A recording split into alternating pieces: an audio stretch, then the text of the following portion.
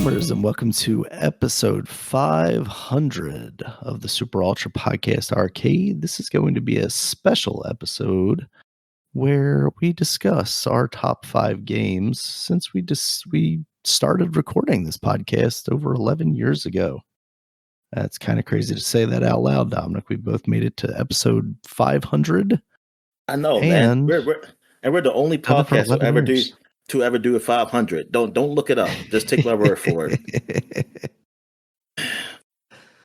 Also, I don't know that we introduced ourselves. I am Daniel Nicholson, one of your hosts, and this is Dominic Stallworth, one of the co-hosts. Yes, and it's amazing that we have stood by this for so long. I thought we'd probably end up quitting like 400 episodes ago or something like that. But but yeah, man, like we've been doing this for like 11 years, man. That is fucking crazy. Like I didn't even realize it was 10 years until like my sister was asking how long we did it, and I told her the year. And it's like, oh, you've been doing it for 10 years? It's like, holy crap, we've been doing it for 10 years. That's like well, not technically, because COVID doesn't count. So like we missed a year and a half. So like, yeah, exactly. I thought I'd be rich by now, Daniel. No, I thought I'd be strictly off the business of this podcast. Yes. Oh, I was like, nah, I never did. Nah, we never did it for any type of money or compensation. We were just doing it because we just liked it. We just liked also, if someone wants to pay us, Spotify, I'm willing to completely change my politics. Yes, I will. Yeah, I will take all the ad money. I will. I'm against gambling, but I'll if like Underdog or DraftKings or FanDuel say like, hey, we'll pay you. I'll say, oh, okay. Gambling's actually all right. It's like, but I mean, we don't we can read the ads and then still talk trash about gambling, right? Like, yeah, I don't know. I don't know if you can. I mean, I don't know if that works that way. Maybe. I don't know, because I don't hear nobody who does that. Anything I listen to, I never heard them speak about gambling. Now, I heard somebody say, hey, I don't gamble, but I don't have nothing against it. That's what they say. But if I did, you're complicit. Yeah. They say they don't gamble, but that's just one of the hosts. I mean, he's not really a host, really. Like the host does, because he even talks about his picks. So it's like, oh, see, it works out for them. But gotcha. But nah, like we did it really just to stay in touch with each other. This is something we stay in touch because we don't work, because we used to work at the same job, so we saw each other almost every day. So we will always be there. But then we got different jobs, and now we're even a little further away. So yeah, this is a good way to stay in touch. But yeah, so this podcast, we're going to talk about the top 5 games that we liked while doing the podcast. So these are games that we actually played, so it's not a half-ass like game of the year thing. These are games that we actually played that came out between 2014 and today, which is you said the date today, right? I don't know if I did. September 20th of 2025. Yeah. So this is like a special podcast because we're still going to do a regular podcast for this, but this is the one where we talk about our top 5 games that we like the most between 2014, July 26, 2014 to the date that Daniel had just said. Because I just the 20th of September 2025. So we'll start with you. We actually did rank them too. So we're going to start with 5 going up. Yep. So what's your number 5 game? All right. My number 5 is Life is Strange. This is one that, we've done a couple. I feel like I like that game more than you did. It is not even on my top 5. Oh, well, you failed. No, it just means that I love these games even more, but I still love that game more than you. That's how I judge it. You don't still love it enough. I have a favorite child. And yeah. Basically, this is one of the few games that we have done like special split out episodes for. There are a couple along the way, and that's why, technically this is 500, but we've got some more than that. And part of that is because we just wanted to discuss the spoilers and kind of get into I forgot we all did of that. the aspects. Yeah, all of the aspects of the game and the because this is an episodic game, so it came out across the series of months or even years. I can't remember. They were basically following along the Telltale kind of setup of games with this adventure game, and you play as a young girl. But it was more game. Well, at the time, it was like more game to it than like a Telltale's game. At the time, I mean, I think Telltale's they gotten a little more gamey, but yeah, this was seeing a little more. I think that's what made this value. one special. Yeah, is it was what produced under Ubisoft at the time. Is that right? Yeah, they were the publishers and the guys. And the game that did before it.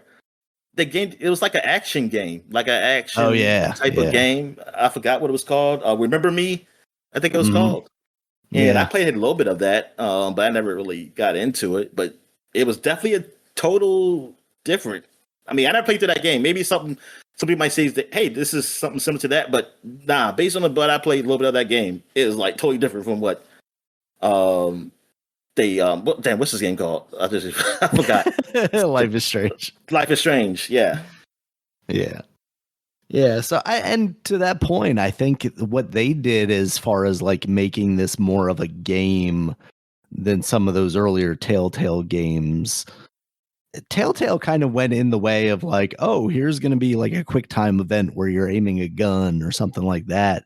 This used the gameplay in the adventureness of it. Like, so you played as a young woman and she had like this weird supernatural power to rewind time.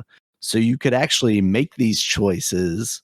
And then if you didn't like the outcome of it, you could go back in time. It was basically like allowing official save scumming in the game. And then you could explore all the adventures. But when it got to a very specific choice that was going to like affect the direction of the game, that's when they would give a narrative reason for why she could no longer use their powers. And I think they did that very effectively. This is also just a game that I think narratively they did a good job with the story that they were telling. It was basically this young girl, and I keep saying that because I can't remember her name, even though Max Caulfield. Max, okay. Yeah. And she had basically lost a friend. She had died, right? Yeah, she died. She got shot in the bathroom, right? Yeah. And then there was another girl that came in and kind of was involved in her life.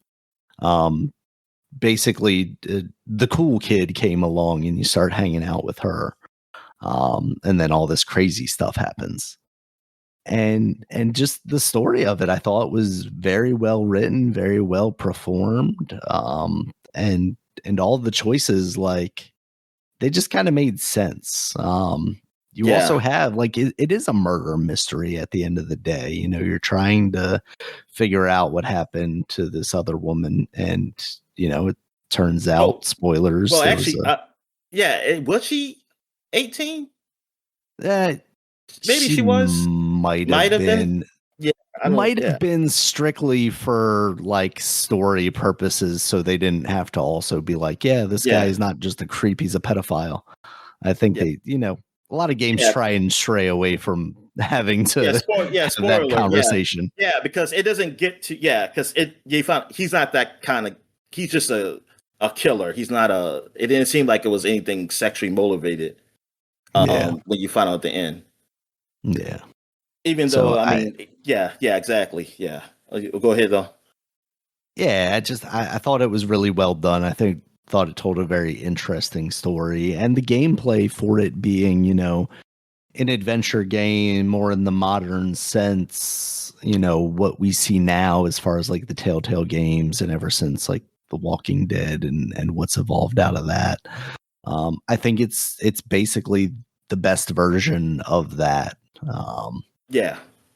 The unfortunate thing is I haven't really interfaced with much of the series after that. There was the demo, Captain Amazing and the Wonder Kid or whatever, and I played that and I thought that was okay, but I never got around to Life is Strange 2 or True Colors, or Yeah, I only even did the True Before the Colors. Storm stuff.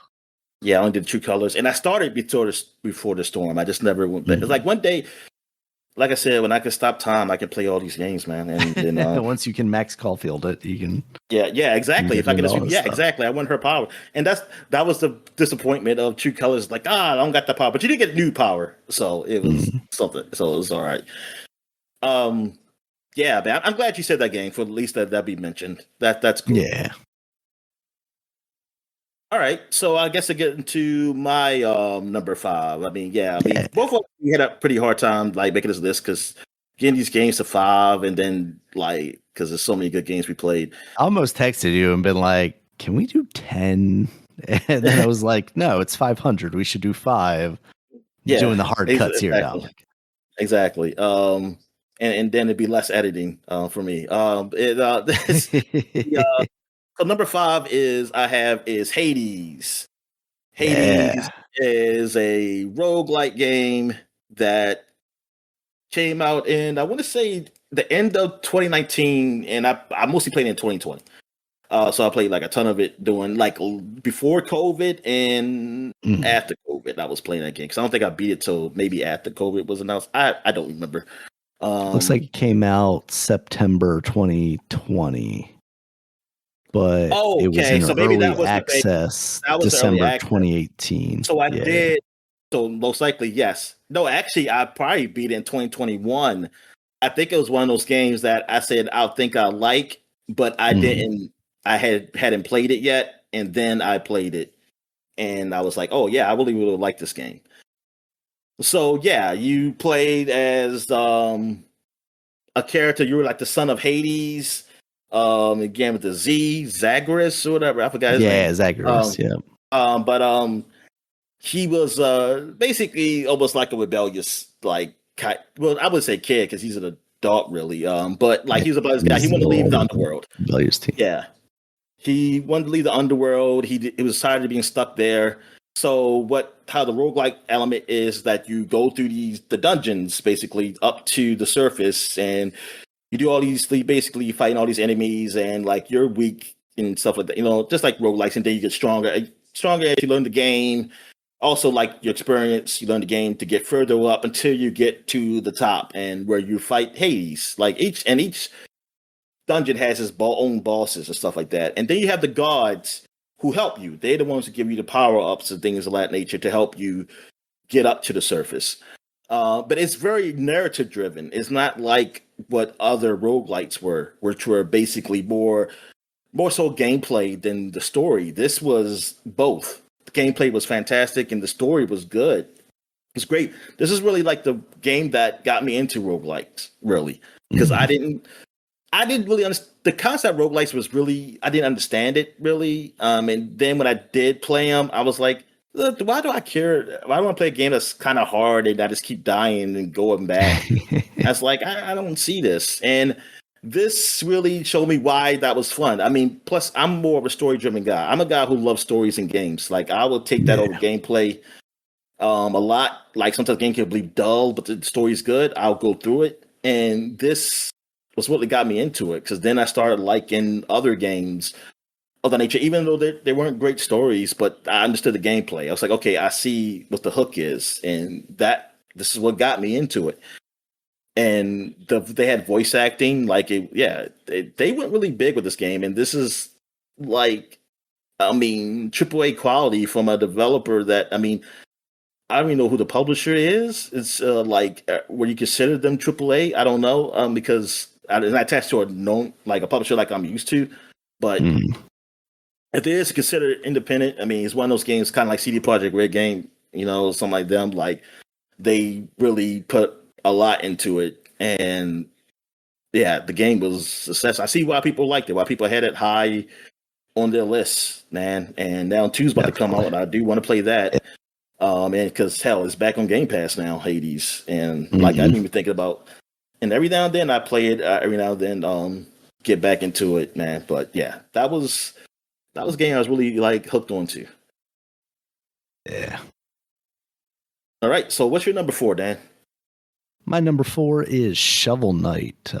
Shovel Knight has seen many iterations basically since the beginning of this podcast. It basically almost launched alongside the podcast Yeah, within a it really couple of did. days of it. Yeah, we talked about the it was a Kickstarter, right? I believe so. And then from there, we went to PAX East at one time and we played, I want to say the Plague Knight DLC was there. Oh, okay. And it had the Plague Knight DLC. It also had the I was disappointed I didn't meet Mr. Shovel Knight. They should have had a huge mascot of Shovel Knight. At this point, I feel like they probably do. I didn't see anybody dressed as him. Did you see anybody dressed as a Shovel Knight? No, I don't think so. Yeah. They cosplay him. But now it's just Shovel Knight is an indie staple. If you've got an indie game that has guest characters in it and doesn't have Shovel Knight, you would have not made it to the big leagues yet. Yeah, exactly. But basically, this is a game that they were intending to have almost been able to play on like an NES. And it's very simplistic graphics. It's a platforming action game, side scroller. But visually, even with the limited kind of color palette and display that they give you, it looks incredible. Yes. I would love to see what they would do with like a Super Shovel Knight, like that generation of graphics. And just the gameplay is so pitch perfect between the DuckTales, Pogo-esque maneuver that you've got. And it's really just very smart. It's kind of Mega Man stylish in that you can kind of do the bosses in a little more freely. The music is great. I love the music. Oh, yeah. I was going through our old podcast looking for games that I was talking about. And that's when I would put like like in between music, transition music in. Yeah. And it's like, oh, there's Shovel Knight again and Shovel Knight again and Shovel Knight again. It's like, I'm just ripping off their whole catalog for this thing. Yeah. And just for them to do that and then do it effectively 3 more times with the different DLCs for free that they added, the King Knight, the Plague Knight, and then what was his name? Spectre Knight. I think Spectre Knight was my favorite of those. King Knights I didn't necessarily love because it introduced the card game, and at that point I kind of just gotten out of like being into the card game situation. But I still think that's pretty successful in what it did. And just Shovel Knight is available everywhere now. It is blown up in such a way. Yacht Club games, Mina the Hollower is supposed to come out this year. It's crazy to think that basically in the intervening years from the launch of this podcast on, they've effectively launched, I think, like 2 games because it was Shovel Knight and of course the DLCs.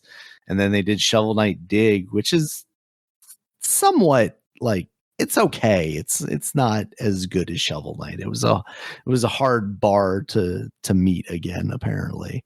But now they're finally coming out with their next thing, and I'm very excited to see what that team has to offer. I remember, with this Mina the Hollower. When we were first reading it, talking about the game, and I remember because I was reading the description. Because we didn't know what it was. Say, oh, we thought it looked cool. They have a description, and it was kind of funny. I was like, he's fighting the Order of No Quarter or something like that. Yeah, it was such a crazy description and everything. And yeah, I did not imagine it being that good though, or that popular when it finally did come out. I mean, it's crazy how. I'm trying to think, Dominic. We were in touch with the developer at one point to try and get them on an interview for the podcast, but I don't think we ever actually did. But man, I don't think we did. That was so long ago now. I'm just thinking about oh man, I got emails back and forth with one of the main guys over there. Hey, we're just you want to come on? Yeah, we could have we should have got them. We should have got them when they weren't big time. We could have got them. Well, I think that was the problem. They were already big time when we tried to reach out to them because they were like, yeah, we're working on this next thing, and everybody's kind of head down working on it, so we don't really have time, unfortunately. I was like, okay. It's crazy. All right. So my number 4 is if I can pull this up here. Yes, I remember. All right. It's The Forgotten City. And I'm glad I remembered it. I mean, I had to go, yeah, because I was looking at our top games and like I was like, oh yeah, I remember this game, and I was like, oh yeah, this was great. It was also a surprise game.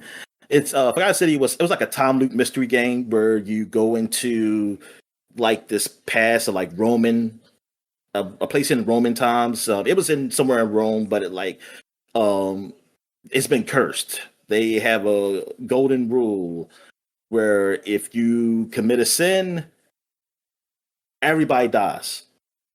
And so the thing is, it's like on a loop though. It's like a timed loop because something does. Even if you just, I think, stay still for I forgot how long. Like if you just don't do nothing, talk to anybody, anything. Somebody did something. You know, got committed a sin, and the place will get destroyed.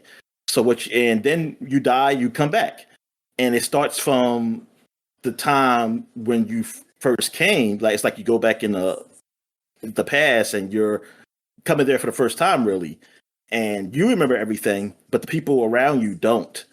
They don't know that it's like a time loop. This is all just happening for them. So what you do is that you try to discover like the mysteries. It's different endings you can do. You can be somewhere where you're just trying to get out the time loop because you can't escape. Right now, you're trying to find a way to escape, or you can try to help discover what's the secret in this place. Like, how do you stop this? Keep happening. Or if you just want to kill the god, I guess you can. I think there's different endings. I think I did the good ending eventually after I've been playing around for a lot because you can do so many things. Like you can go talk to a person, like because you know everything, and then you talk to them and say this, and like, oh, it's like they're like, hey, how'd you know this or something like that, or somebody's done something to someone else. You can go talk to them, or you can call chaos. Like I might call somebody to go kill somebody because they did something. I can't remember the specifics. I played a game that's so long because now I kind of want to play it again. I think I even said that because I wanted to try all the different endings because there's so much things to do. It's pretty deep, and it's and this was a mod. This was a mod from was it Skyrim? Was it a Skyrim mod? I want to say yes. I think so. Yeah. Yeah, and like they made it from that, and then it became like its own standalone game. These guys did, and I mean, it's incredible. Like, yeah, you are a modern day guy. Like, so you're going back into the Roman times of that ilk, and yeah, it's fully voice acted and everything that these guys did, and like it's done so well. And yeah, man, this game was like it felt so fresh, and I was like, man, this is such a great game, man. Like this is really good, and yeah, I think it's like one of my top games for that year. I don't know, maybe what was the top game? I can't even remember. But yeah, that's my number 4 game. All right, so I guess we're at number 3. So what's your number 3 game, Daniel? My number 3 game is Super Mario Odyssey. Basically the latest 3D Mario game, if you're not counting Bowser's Fury, which is also an awesome game. But Mario Odyssey, it was basically the evolution of that series, coming off of Galaxy, which I actually didn't play that much of. And then to have it go back to what felt like it was more of a traditional sequel to Super Mario 64. You have all of these different biomes, you have all these different environments now. But it's not you're out in space and you're dealing with all these weird physicsy things and gravity. It was really just tried and true jumping around trying to get all this stuff. And in this, it was moons instead of stars, and there would just be like these weird outlandish things that you would have to do. And it's just it almost feels like a game of unlimited moons where you're just like, well, I can do this, and I get a moon for that, and this.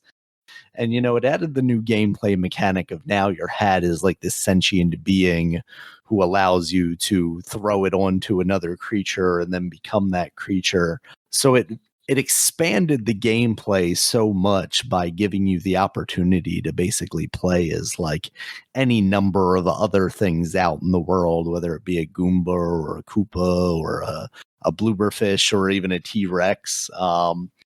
They also did that weird thing where there's like this weird, like, uncanny valley between Mario and this hyper realistic universe that he was in. And like, obviously New Donk City is still kind of cartoony, but you have this like 3-foot Mario walking around next to these normal human being sized people. And then you also have like just in the T-Rex world where, it's like this lush kind of jungle area, and it doesn't really look cartoony in the way that you typically expect that stuff to look in a Mario game. I'm really excited for what they do next. I mean, obviously that team worked on, the Donkey Kong game, and that is a lot of fun. But once they get back to the Mario series, I am expecting there to be some really good stuff coming out of that. Yeah, an incredible game, an incredible platformer, and for me, I've got like two genres that I'm super into. One is like Metroidvania, and the other is just like a good platformer collectathon. Like, give me a Mario, give me a Banjo-Kazooie, now modern times in Astro Bot. Like, that stuff is my bread and butter, and you'll always get me on it. Yeah, Mario Odyssey, man, is like probably my favorite game on the Switch. Like, I really love that game because I think it was that year that I think I picked. I don't know what I picked for my favorite game, but I know I had Mario Odyssey up top. I want to say that, and like, because you had Zelda, and maybe was that the same year as Inside?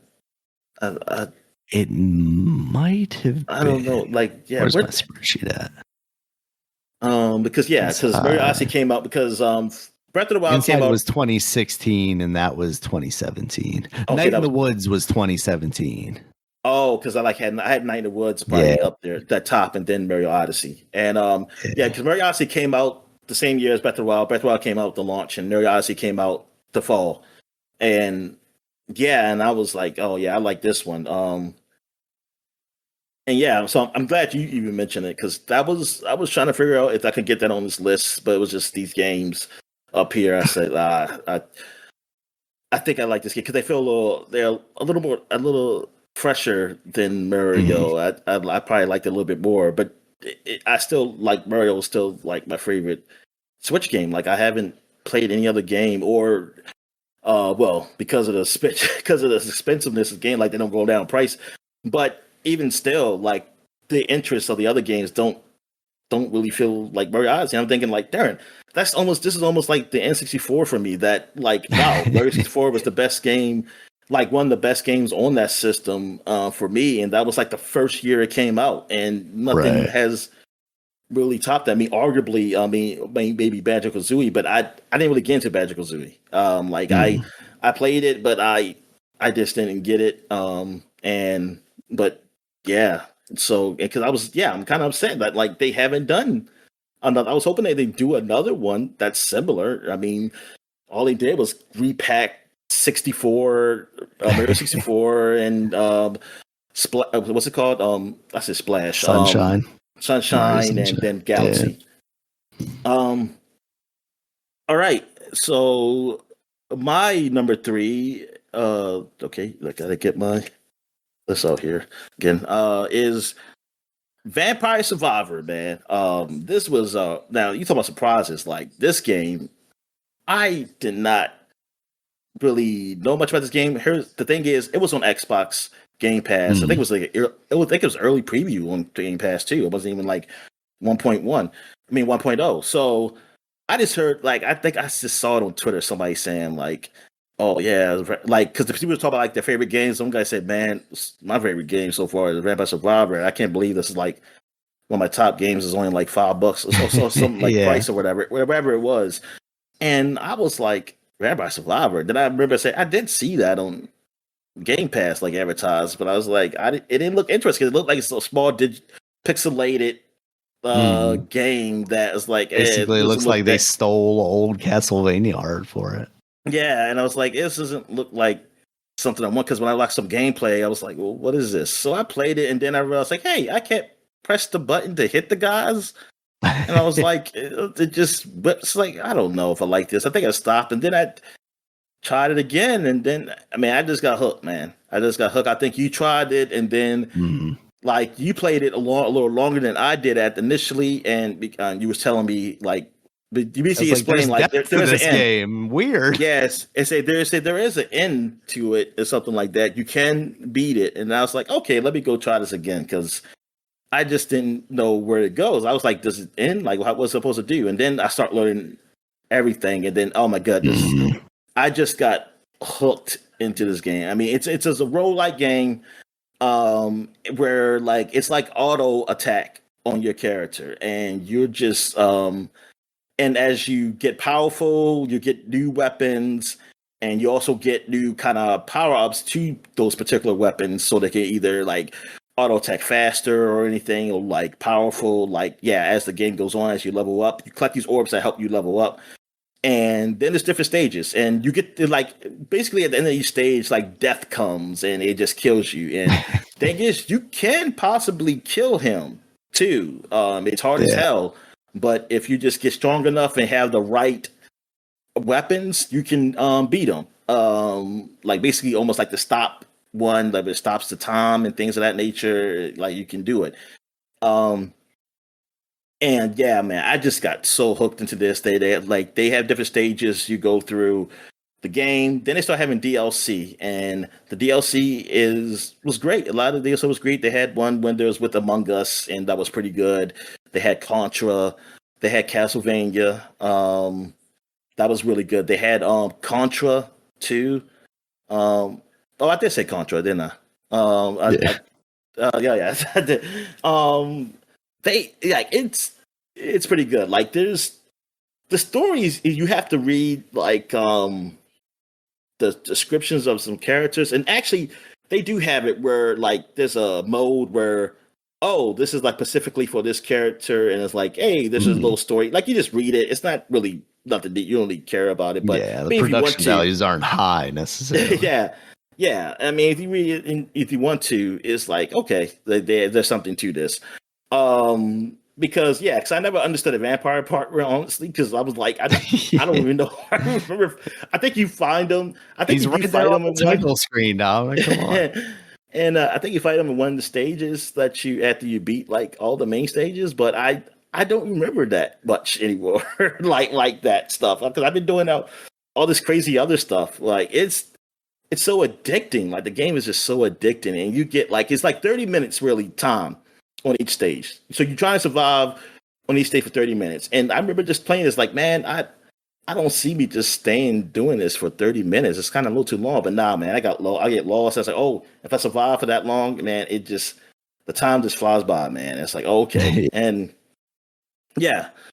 And it's like, it's just not only with the DLC, like, you got so many adjustments to the gameplay that you can do specifically in that game to really bring out the replay value, because you got different characters that so many different characters. Yeah, and that each one they have probably start out with different weapon, and then they have a tribute to that certain weapons that are better than the other characters, or attributes to themselves that are better. Like, maybe this character's a whole lot faster, but he doesn't really have like a strong weapon or something like that. And this character has this weapon and is already stronger than what you would have with another character, and vice versa.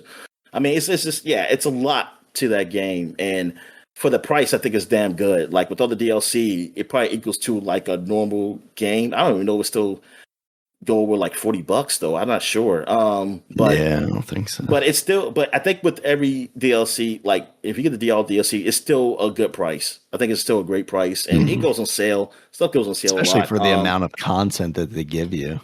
Yeah, exactly. And these guys, man, they discovered this game, because now I see other games that try to copy it. Really copied like the gameplay style. There's even a game that came out just recently, the Dark Galactic Survivor, I think it's called, like the dwarf dungeon game, which I don't even remember what the original game was about. I guess you just dug and mine do stuff in that game. I think you I don't mined know. in space, basically. Yeah, yeah, and well, in this one, it's basically Vampire Survivor, and you're just like shooting.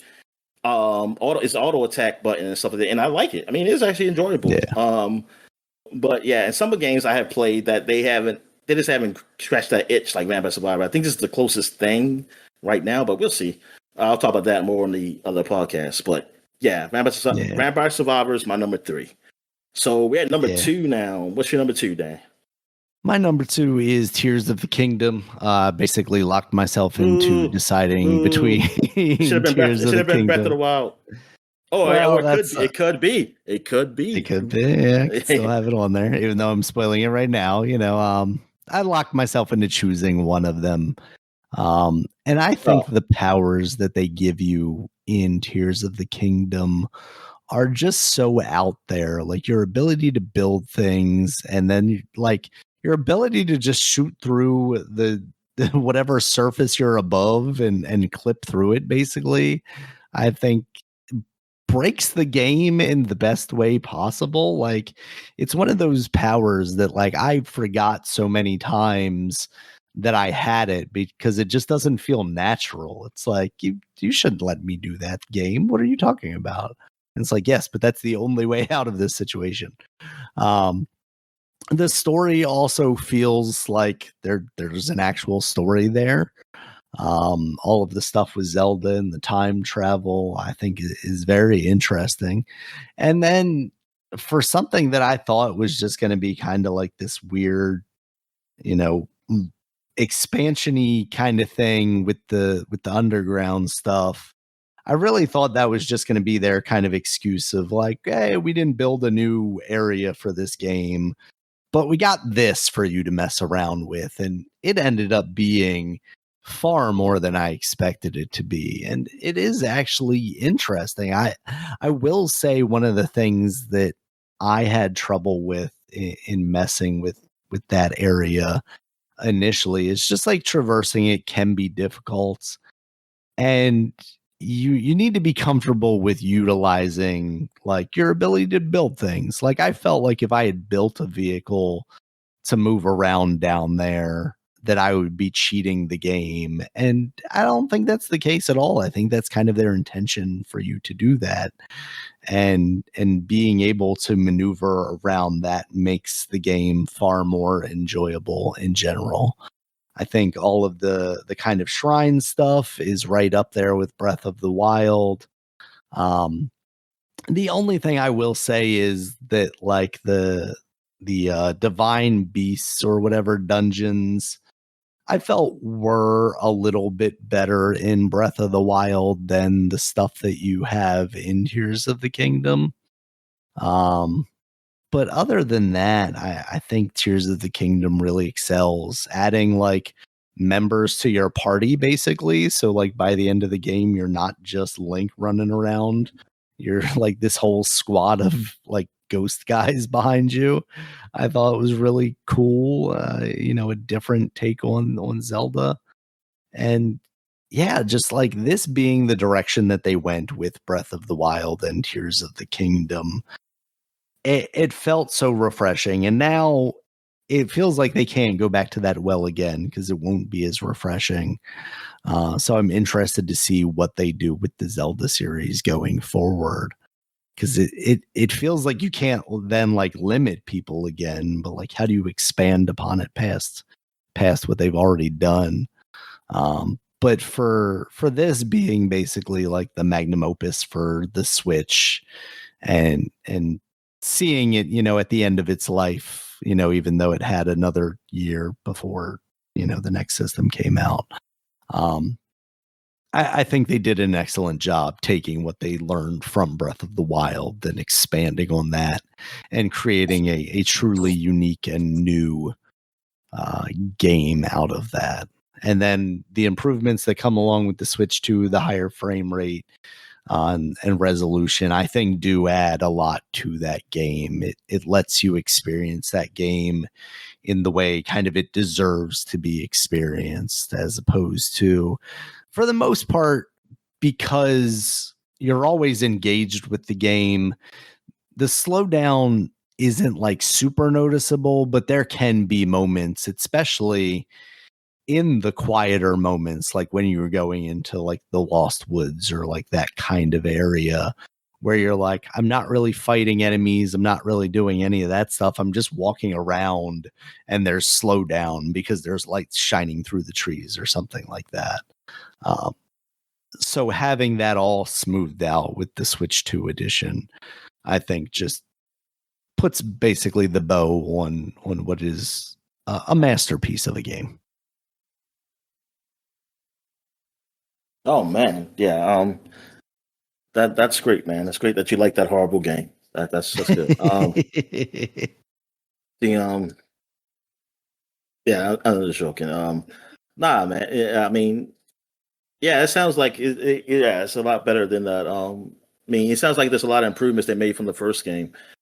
There definitely is, yeah. Maybe one day I can. I mean, because I still want to beat the first one, and I got far in it too. You know,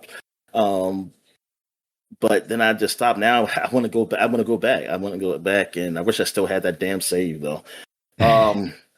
I wish Nintendo was a little more open to like accessibility features. So if it was something like, oh, hey, I don't like the stamina meter, like let me turn this down or off, or weapon durability, because I don't really think it breaks the game too much. Like, sure, it would let some people like climb directly into Ganon's lair, you know, because in Breath of the Wild, it's like that's your first and only objective is go defeat Ganon or whatever. But you're still going up there with 3 hearts. So unless you're one of these like speedrun experts who can one shot these guys without taking any damage, like, you know, it's not going to break the game for me. Just make it a little bit easier on me. All right. So my number 2 game is Outerwilds, man. So Outerwilds, I'm trying to think, why did I even try this? I mean, it was on Game Pass. I think I wonder how long was Game Pass has been out at the time. Maybe I was just looking at new games that came out.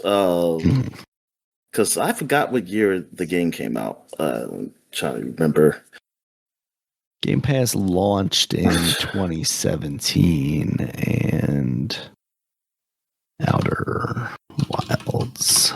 It couldn't have been that. Outer Wilds came out in 2019.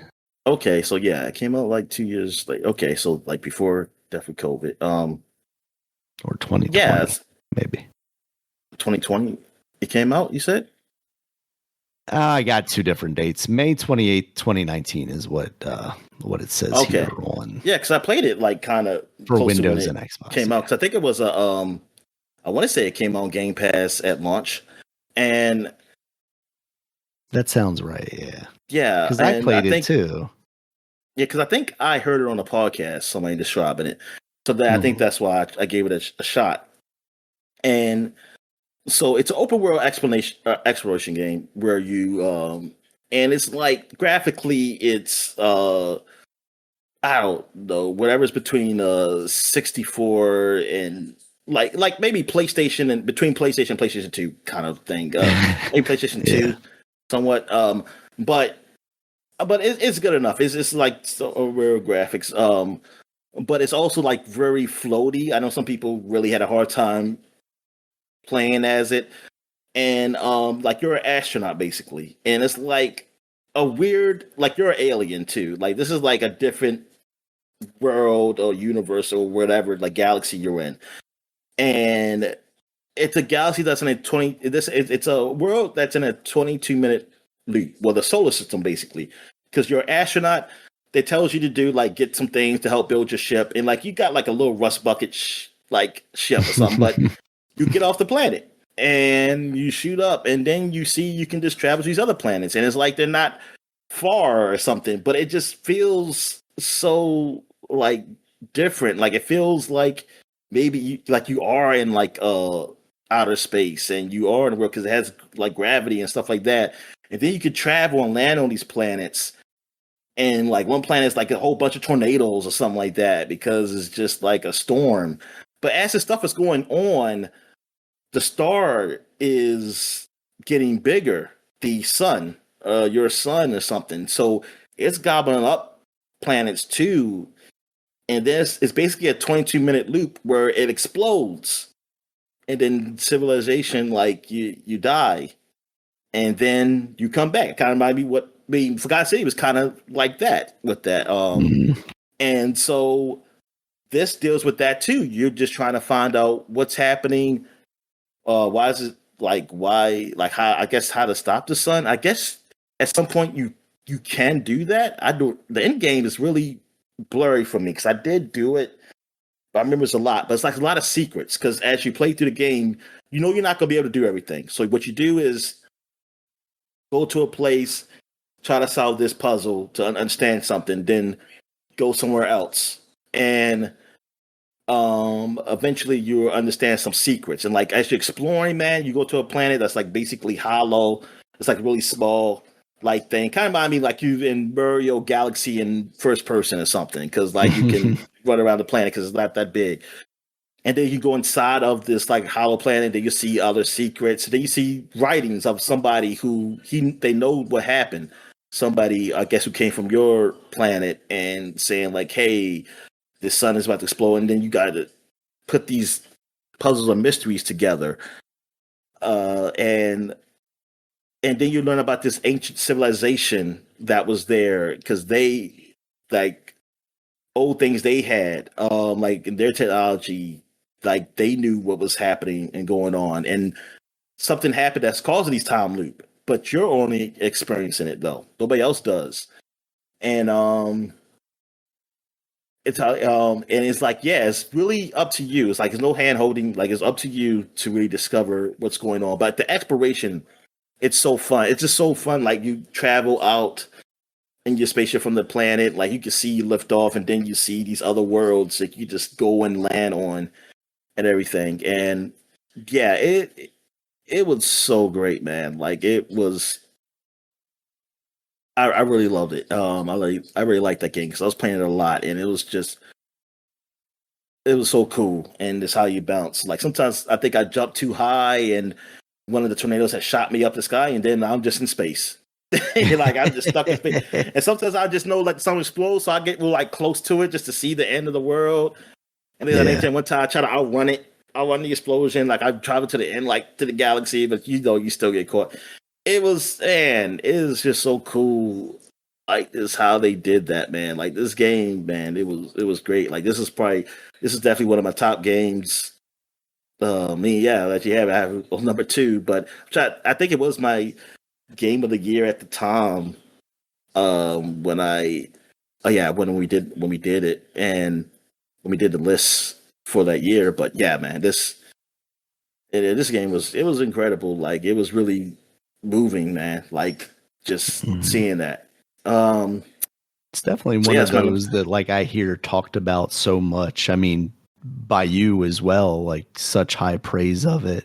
And it also sounds like it's a pretty unique experience to each person, right? Because it's so kind of you can stumble upon this and this is happening or this and that's happening. Yeah. It's one of those games that I feel like I need to get around to. Like I discovered things by accident, and like sometimes just looking around, and then I see because I really didn't know what you're supposed to do in this game, and then I seeing these writings on different planets. I said, okay, there's some like secrets discovery like here. Like I guess I'm supposed to be connecting these dots and like doing that. Like then you might see something you don't know what to do, but then you learn something on another planet. About like this technology, and then like, okay, I have to line this up. You have to do something probably at specific times too, and yeah, man, it's deep. It's one of those games like just like Forgotten City. Well, for City's more like because Forgotten City came out after. Well, actually, I don't know when the mod was done for Forgotten City, so let me not say that. I don't know when the mod was first put in place for Forgotten City, because that was a mod from Skyrim, but the game officially came out after Outer Wilds. So yeah, it's like they're very similar in that way, but yeah, I was really intrigued like that. I like if there's games like that, I really like. I would love to play them or anything like just to exploit. Like it's almost sandboxy feel, but it has a purpose. Like I'm learning something. It's not me just doing anything like Minecraft or anything, something like that. Like, and not that I'm against those games. It's just that, or like No Man's Sky. Now, No Man's Sky has done a lot of updates. Maybe there's something there where I could do that. Like, in No Man's Sky has something like Outer Wilds where there was like some mystery like to discover like and put things together while I'm going to these planets and stuff. Yes, like I just need some type of story to go with that, and I think they might have that now. I'll just have to do some looking up on that. But yeah, all right. So Outer Wilds, my number 2. So there we go. Number 1, our number 1 game that we loved, liked, whatever you want to say, that we played during our podcast. What is your number 1? My number 1 is Inside, and I feel like even to this day, I guess I got to say full disclosure, we were provided a review code for this game. But it was a game at the time, came from Playdead, the studio that also made what is that? Man. Oh, Limbo? You can see the name. Limbo? Yes, thank you. Yeah. Limbo. Which is basically like a physicsy platformer, a very simple, left to right type thing, but you're kind of puzzle solving at the same time as you're kind of dealing with the physics of the environment and the obstacles that you have to go through.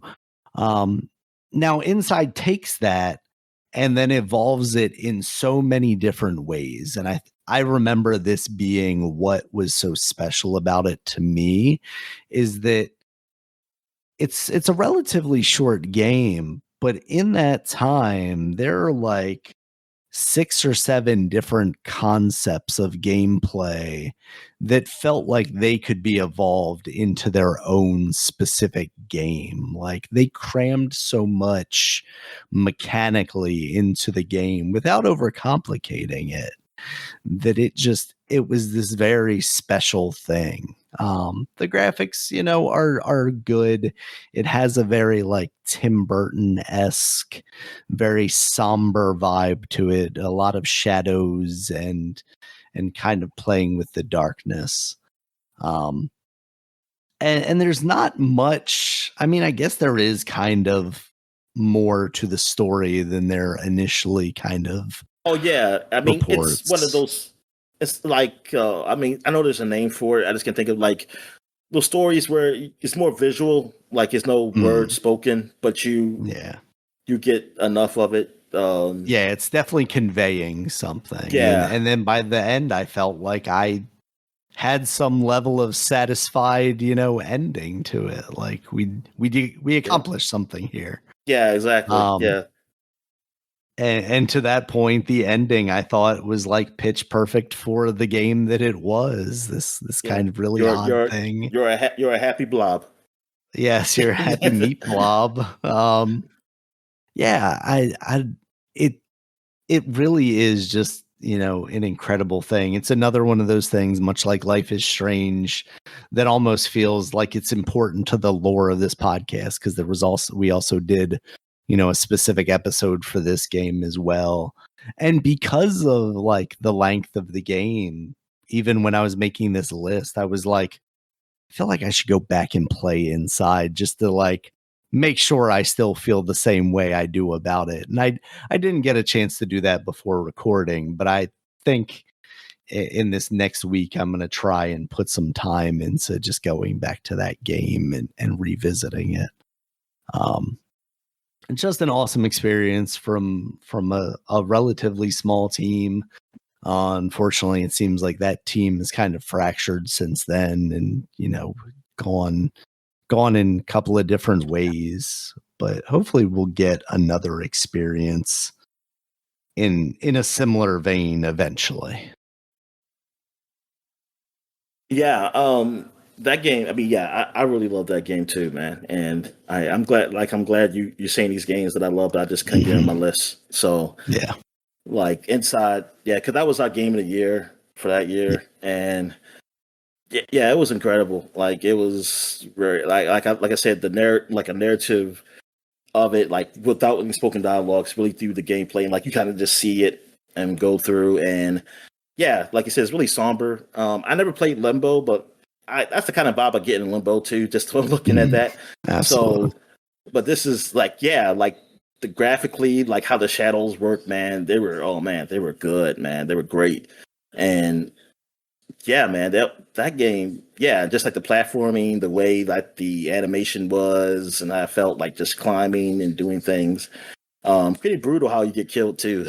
Really, Yeah, like, oh yeah, absolutely. but I think you can take from that you're not really, even though you look like a kid, you're not really a kid, so it doesn't feel that bad. I mean, I guess you kind of don't feel that bad. I mean, all depends on you. I mean, maybe you still do. I mean, me, um, I just assume he's some kind of, well, I wouldn't call him a robot, like maybe some biological creation. I don't know. It's like, yeah, so He it's was a kid that was being experimented on, Dominic. You're just feeling worse now. oh no, I don't want to believe that. But it was great. I mean, yeah, I mean, it got high praise, and yeah, I was playing it. I mean, I was being able to play it, man. It was all right. So I guess my number one game was The Witcher 3, The Wild Hunt, man. So Mhm. like, this is a year after I played the Dragon Age Inquisition. Like that was somewhat disappointing. Like overall, a good game. I enjoyed it, but it was a little disappointing. Like it wasn't as high a bar as I wanted for RPG. So it was still like Mass Effect series was still like the best RPG that I played in a while, or like the Fallout series and Skyrim. Um, and probably Skyrim would probably be up there. Like overall, like American RPGs. And so like I did like The Witcher 3. The Witcher 3, it was like graphically it was great and the narrative was really good. The combat wasn't really there for me in Witcher 3. It wasn't that great. Like it was forgettable. Like I didn't really care. Like but the narrative and everything around it was really good.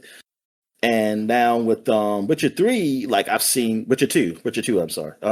And Witcher 3, um like I kept seeing previews for it. Like it looked great. I was like, oh man. And then I was like, well, I'm gonna have to probably get this on console because ain't no way hell my PC is gonna might play this game. And so yeah, I was just waiting for the Xbox One version and everything for it. But I did end up getting on PC just to try it, and because you can always sell it back if I didn't work or anything. And actually, it ran. It ran. It ran. I mean, it ran on my PC. It wasn't the best, but it was okay, and it was still probably better than me getting it on console. Actually, um, so yeah, so I did finally play it. And man, that story, like the world, because the other games were open world. They weren't open world. They were like open, like chapters, I guess you would say, and then you go to another place. And this is like an open world, and this is like open world with a lot of things. It made you feel like you were in that world, man. It wasn't like empty or nothing. It made you feel like if there was like a space, it made sense. Like it isn't like all towns were close to each other because they weren't back then. But also it made sense, and it didn't make you feel like it was far away. In oh my goodness, the graphics look so great. In the game, the voice acting was great. The story, it was so much. This game was huge. Like just the base game was huge, and I was just like, wow, this is incredible. This has got to be like, I think after finally finishing it, like just the base game, I was like, man. And actually, no, I didn't finish the base game before DLC because I think I purposely did was play the DLC before I got to the very end I did some DLC, and then I finished the base game. Even though I think I didn't. I mean, maybe narratively that was supposed to happen. I'm not even sure because I just always assumed that like in games like that, the DLC takes place before the ending. So because I'm so used to that, because like in Mass Effect, it wasn't stuff that happened after the game, except for that one DLC for one was and two. Well, at two was actually after. Well, actually, no, it wasn't. It could have been played after though. It could have been after. I mean, it would have made. It could still make sense to be played after what happened, unless you're dead. Unless you died, then it don't make sense. For that DLC, the last one that came out before 3 on Mass Effect 2. But anyway, but yeah, The Witcher 3. But yeah, and the thing again, I was like, man, this has got to be one of the best like role play games I ever played. Now I haven't played Baldur's Gate yet. Baldur's Gate 3. Which that technically I could put this on my list, Baldur's Gate 3, but Baldur's Gate 3, I mean it's close. It was close to getting on this list. I just felt like I think I liked the actual because the story was based on like a character, like a original character. It was the story I feel was better because it's based around him, even though you have his choices for Geralt, who was Geralt, the main character of the game. You can have different choices and different endings with him, but since he is who he is, like it's better to write the story around that. While you pick your own character in Baldur's Gate 3, and so the story it's still good. It's still a great story, but it can't be. It's just that they have to also appease to like that. These are created characters, so they have to do something around that. I mean, they do really well if you are a certain character, how people interact with you. But that's why I still put Witcher 3 ahead of that as far as story. And the gameplays are different. Like Witcher 3 is an action RPG, and the combat is a whole lot better than what it was in 2. It's not great though. I wouldn't call it great, but it's definitely better. I mean, I enjoy it. It's all right. I mean, but story is always a forefront. Like I said, the game story is always a forefront for me personally. That keeps me going. That keeps me playing it, and that's where like the magic is with that game. Just with that story and with the DLCs, man, they were just like games. Like especially the last DLC. The last DLC was almost a game on its own, man. That world where it feels like you're in like it's a French land or something, maybe like old French land or like countryside where there's a whole lot of vineyards, like it's so colorful, like seeing all these flowers and stuff in the grass, and man, it is so beautiful. And I was like, darn, man, so this is incredible.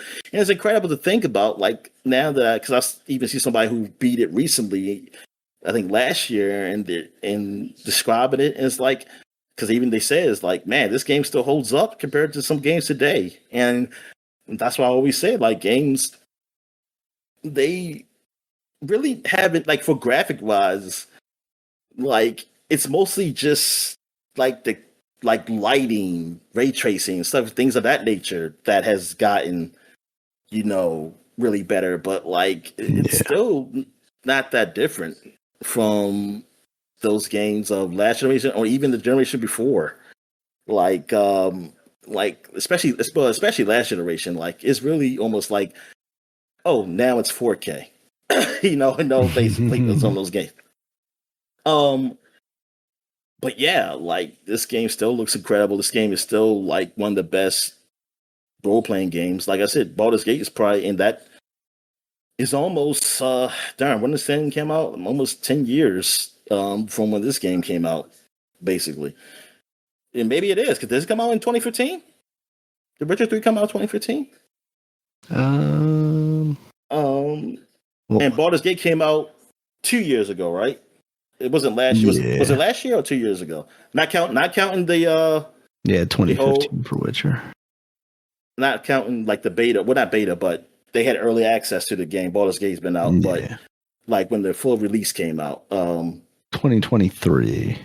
Yeah, okay, so 2 years ago, almost 10 years, 8 years, like between those two, and I think Richard, yeah, now it's like a argument. Even though some people don't even argue, and like it's not even really argue, but just like somebody asks what you think is better, because I was just curious, like, well, I was trying to get people's take to see like how would I make my decision. But then there's some many people who like to say, hey, they're totally different games. I was like, they're not total. I wouldn't call them totally different. They're both, American RPG. They're both Western RPGs. They're I should say. competing for the same space. Yeah. It's even like, yeah, they have different styles, but like, time. what, like, you can say one is better than the other with these two. Like, you can say that. It's not a big deal. I mean, if you can't choose, you can't choose. I mean, that's fine. But I can't just say like that's your out. Coward's way out. That's what I'm saying. That's an out. Like that's just you just saying just to say that they're totally different games. It's like I wouldn't say that. Like if both came at the same time, what you getting? Like and what you playing first? Because you can say you buy them. What you playing first? But anyway, the Witcher 3, yeah. I mean, it is like, it really changes like CD Projekt Red, and it's probably some other companies too, but that's the one I can think of right now. They really changed the game as far as what independent like studios are, like, because like technically they're independent, but they have a budget and they really put a lot towards it, and it works. I mean, it's done really well. And they also changed the game as far as DRM. I mean, this is a DRM-free game. Like, this game, if you know how, you could just steal it and just take it. It's been like that since the beginning. But this game has sold. So, but like, it just tells me that the excuse of developers are putting like these things, like de novo and garbage. Like I'm trying to think. I'm trying to think of the word. What's it called? Anti-piracy. Yeah, these piracy things in their games that might cause some problems with games, like people have said. And like, I mean, for recently, like, I mean, even though yes, I need anti-piracy in my online games, like, and people do have things in place, and that's fine. But don't make it hard for me to start up a game. Like I had to start up a game, like because it was going through all that stuff, and then I think my security was doing messed up. I had to change some things. It just made things more complicated. And I was like, dude, it's like, don't make it complicated for the people who actually bought your game, man. Like you just gotta do the work. I'm sorry. Like you just had work of like looking out for them. Like, and plus the people will tell you if people are cheating. Like they'll go in, they'll show you, and then people always recording like they play, now and stuff like that. So like, don't make it too hard. And like, and the DRM, it's like, your game is going to sell regardless. Like if it's good, if your game is good, it's going to sell. If it's not good, that DRM ain't saving you. Like I just can't believe. I just think. And like, I don't believe that there was somebody who actually did a study, because I feel like we would have seen that there's a study saying like, hey, with the DRM here, this was sold this amount, and like it's actually better to have it. I think it's still just something to please maybe investors or the board or something. Just like it's just, if it's there, it keeps them safe, thinking like, okay, we're not gonna lose money for people stealing this game. When actually, you probably could have saved money. Because I don't know. I mean, I can't imagine like how much you're paying for de novo. That like people like, that's how much only if you make how a much you saving. Game, Dom. And because, like I said, Witcher. What's the other game? My popular game I don't like. I mean, I don't like that genre. Elden Ring. No DRM. No DRM for that game. I mean, that showed a lot. Witcher 3, Cyberpunk. The Cyberpunk, it did have it early, which was weird, but then it went away quick. I'm trying to think of another game. It was another game too. But yeah, it's quite a few games, man. And it's like, oh yeah, a lot of Microsoft games don't. But that's not a good example because people don't buy them anyway. But yeah, I'm surprised they actually just don't. But I guess I mean it don't matter. Plus with Game Pass, I mean Game Pass stuff, it's kind of hard to go by that. And like I don't think if the games ain't selling in because of that, I can tell you that right now. Yeah. But CD Projekt Red, that's like their best game. Though I do like Cyberpunk, I do want to go back to that game. I really did enjoy it. It just didn't feel like as big as when I did play it. It just didn't. I thought it would be a whole lot better than I thought, but it was still a great game. It just wasn't as great as I thought it would be. And but Witcher, it still stays with me like the test of time, because when I play other RPGs, I still think about that. I still think about that game, and I just wish there was so much time, because I do want to go back and play it, like, because that game was just so popular. Now that I can actually play it and it looks better, I kind of do too. I just wish there was a thing where it say like, hey, we're going to take a break from making games for a year, like everybody, and or like 2 years. We're going to give you a 2-year break so everybody can catch up on games. We'll work on them. We're just not going to release it. Yeah, we're actually going to work on the games we're working on. We're actually going to make them good and stuff, like no bugs, at least. Like, you don't like it, but at least no bugs and stuff. So, hey, there's plenty of games out there to play. Go play anything you missed, and then we'll be back. Like, everybody just agrees to that. And then I can go, like, finish up on things. But yeah. Yeah, man. And so that's my list. So yeah, we didn't have anything that crossed on our list, even though I played almost all the games you had. I would say I'd say more like Tears of the Kingdom, maybe the only one that I didn't really play a lot of, like, enough. I played very little. I think, is there any other game? I'm trying to think what you had. You had Shovel Knight, because I don't have it written down here or anything. You had Shovel Knight, you had Life is Strange, you had Mario. Yep, those all games that you'd also played. Yeah, I think Zelda was the only one. And Inside, I played that too. Yeah, so a lot of them I did play, and I even beaten. All right. You didn't play none of my games. Enough, your list is well. That's the thing. Your list is like mostly games that I would like to get around to playing. Even something as like in depth as The Witcher 3. You know, even though we're you don't play those games anymore. Removed. What's that? You don't play those games anymore. Those type of games. Those type of games. You know, so there's like a desire there. I mean, even especially Forgotten City, that that's one of the more recent ones. Where it's like, oh, hey, tell your daughter to learn how to read so she can play those games with you. So she can read the games to me. Yeah, the ones that don't have voice acting. Even though some of these are really even Hades, I thought I would have played more Hades, and I'm excited about Hades too. I mean, that latest trailer looks awesome, but I don't know. I just didn't pick it up at the right time, I guess, for it to grab me in the right way. Vampire Survivors, I played pretty intensely for a little bit there, and then eventually fell off of it. But your list is what's that? Go ahead. Yeah, my list is I was just gonna say your list is basically like I want to get back. This is my backlog list. Yeah. And because I guess 2 didn't grab you. Didn't have that same effect as 1 with the digger guy, that being the exploration guy. What's his name that you play? Spelunky 2. Yeah. Spelunky. Yes. That's like if I had to do like honorable mentions, like that Tony Hawk's Pro Skater 1 and 2, if that counts as like a thing. Link's Awakening I didn't put on there because I figure that didn't really count as a thing. Journey, Control.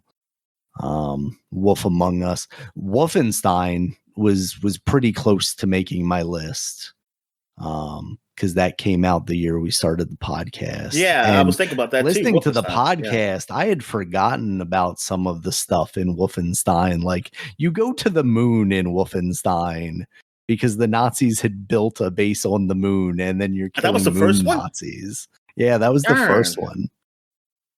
The first of the reimagine. Yeah. Doom was an incredible reboot. You know, Firewatch I thought was a really cool experience. Even Metroid Dread, you know. I mean, those Resident Evil games came out, and I don't think. Yeah. I mean, we never finished them. Well, I never. Well, I was never going to finish it. Me neither.